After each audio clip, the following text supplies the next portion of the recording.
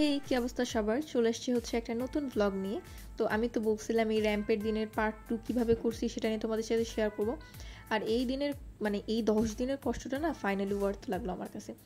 শুরুতে না অনেক বেশি নার্ভাস ছিলাম, কিন্তু যতদিন প্র্যাকটিস করলাম আর কনফিডেন্সটা একটু একটু করে যখন বাড়লো না, তখন মনে হচ্ছিল যে পারবো।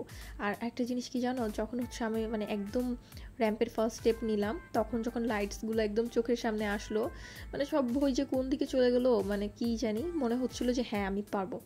আর সত্যি কথা বলতে কি জানো, এই এক্সপিরিয়েন্সটা আমার জন্য অনেক স্পেশাল, কারণ আমি ভাবতেছিলাম যে এটা শুধু র্যাম্প না, এটা আমাকে অনেক ভালোভাবে করতে হবে, জানি সবাই অনেক বেশি পছন্দ করে। তো চলো শুরু করি, কীভাবে কী করছি তোমাদের সাথে শেয়ার করি। Welcome to part 2। তো কী হয়েছিল কি জানো, সকালবেলা হচ্ছে আমি অনেক তাড়াতাড়ি উঠে গেছিলাম। এক্স্যাক্টলি হচ্ছে আমার মনেও আছে আমি 8টার দিকে উঠে গেছিলাম। ওঠার পরে হচ্ছে তাড়াতাড়ি করে হচ্ছে একদম ভালো করে রেডি হয়ে নিছি, রেডি হয়ে রওনা দিয়ে দিছি 10টার মধ্যে। তো 12টার দিকেই পৌঁছায় গেছি। তো আমার একটু লেটই হয়েছে, আর একটু তাড়াতাড়ি যাওয়া দরকার ছিল, কিন্তু এত বেশি ওদিন জ্যাম হবে আমি বুঝিনি। তো যাওয়ার পরে দেখি হচ্ছে বড় আপুদের নাচ গান সবই শুরু হয়ে গেছিলো।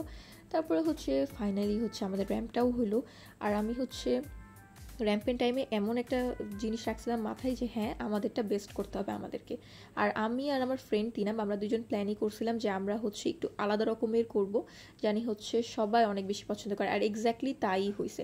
যখন হচ্ছে ও আমাকে ঘুরানটা দিছে না, ওই সময় এত পরিমাণে মানুষ হাইপ করছে, খুবই ভালো লাগতেছিল। আর আর একটু জিনিস ব্যাপার ছিল কি, আমরা একটু নার্ভাসও ছিলাম সবাই, যে লাস্টের এন্ডিংটা কি একটু ঝামেলা হচ্ছিল। বাট এই দিনটা জাস্ট পারফেক্ট হয়েছে, আমাদের এন্ডিংটা খুবই ভালো লাগছে। তারপরে হচ্ছে আরও লাস্টের দিকে নাচ গান সব কিছু হয়, আমরা অনেক ছবি টবি তুলি, তারপরে বের হয়ে মাঠের দিকে চলে যাই। ওই দিন এত সুন্দর রোদ রোদ ছিল, আর এত সুন্দর সুন্দর ছবি আসতেছিল, খুবই ভালো লাগতেছিল। এখান থেকে আমার ফ্রেন্ড তাসিন, ও খুব সুন্দর করে ম্যানেজ করে আনছিল ফুল, আমার চুলেও বেঁধে দিছিল। তো ওই ফুলটা আমি হচ্ছে হাতে নিয়ে কিছু ছবি তুলতেছিলাম।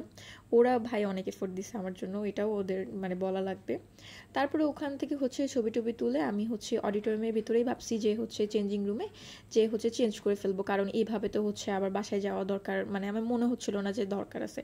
তো একদম হচ্ছে চেঞ্জ করে মামুনি আর ভাবিও আসছিল, ওরা আমার জন্য এত বেশি এফোর্ট দিছে, ওদেরকে অনেক অনেক ধন্যবাদ আসলে বলা উচিত। শুধু যে মামুনি দিছে তা না, বাপ্পি আর ভাইয়াও খুব বেশি এফোর্ট দিছে আমার জন্য, আমার ফ্যামিলি এত সাপোর্টিভ, আলহামদুলিল্লাহ।